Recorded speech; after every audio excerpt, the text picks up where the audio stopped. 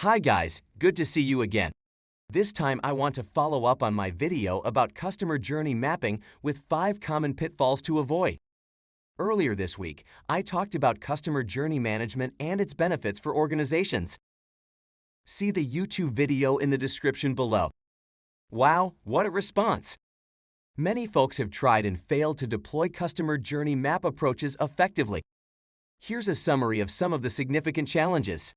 In another article, we will discuss how to avoid them based on the best practices of those who have delivered success.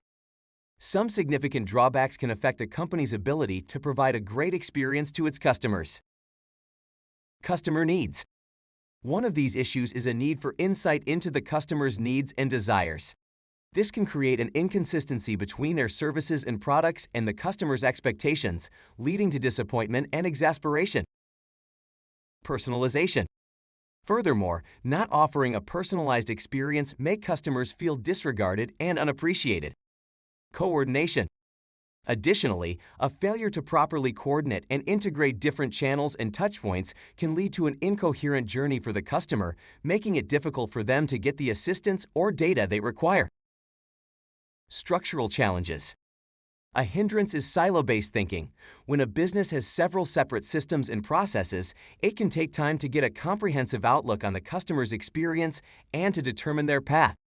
This can make it challenging to find and address any issues or areas that need to be improved. And finally, connecting the dots. It is essential to understand the link between internal operations, data, and customer experience. By being aware of the overall process customers go through when interacting with an organization and the systems and processes that back them, CX professionals can pinpoint pain points and chances for optimization within the customer journey. Additionally, it is important to remember that CJM is not a single-time task, but rather an ongoing effort to be evaluated and updated routinely. It calls for the participation and collaboration of all levels of the organization. It serves as a means to align initiatives from various departments to upgrade the customer experience and have a positive effect on the business.